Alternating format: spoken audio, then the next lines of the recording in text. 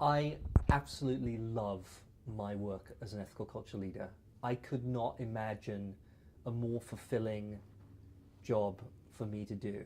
Sometimes I say to my community just before I give a talk on Sunday morning that I can't believe they pay me to do this because I love doing it so much. The work is so fulfilling on so many levels. I get to craft presentations that help people grapple with the biggest questions they have about their lives and then talk to them afterwards to see if it helped. I get to speak to people one on one about the challenges that they face and be with them when they're really struggling or when they're celebrating something wonderful. And I get to represent our community in public and take a stand on the big social, ethical, political issues of our time.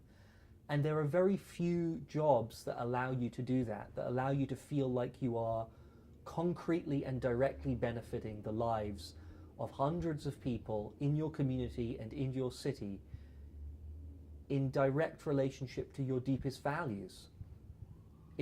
I feel very lucky.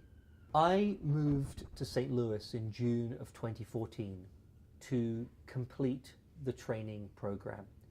The program ends with a year-long internship at an ethical society where you're sort of apprenticed to an existing leader and you do some of the work that a leader does in support of them and learn the ropes actually on site. And that was extremely valuable. You can do all the philosophical readings and readings about congregational management that you want, but until you're actually there doing the work, it's really difficult to know whether you will like it and whether you are any good at it and what skills you need to develop more in order to do it well. And I moved to St. Louis to do that internship position in June of 2014. In August of 2014, Mike Brown was shot in Ferguson, which is very close to St. Louis. And the whole city just exploded with this amazing activism around racial justice.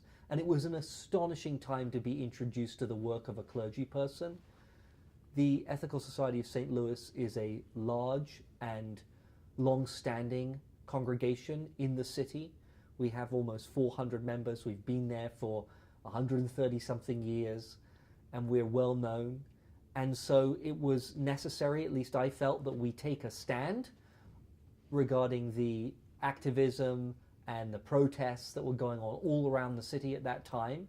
And so I joined very quickly a group of clergy that were doing a lot of protesting and panels and public speaking and writing about racial justice, who met for the first time very shortly after the shooting and continued activism to this day. I still see many of the people I met in that first meeting at rallies and protests that I go to today.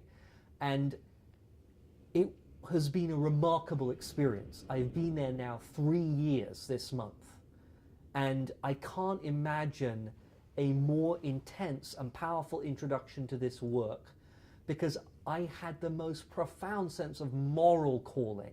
And I think a lot of clergy people talk about their calling to be clergy, that it's a vocation. And I feel that about ethical culture leadership. We don't generally believe in or talk about God, and so we don't have that calling from above. But I think ethical culture leaders experience a calling from the side, a calling from this world. The needs of other people in our communities and in our country and in our world are our calling to do this work. And I experienced that so powerfully after Mike Brown was shot.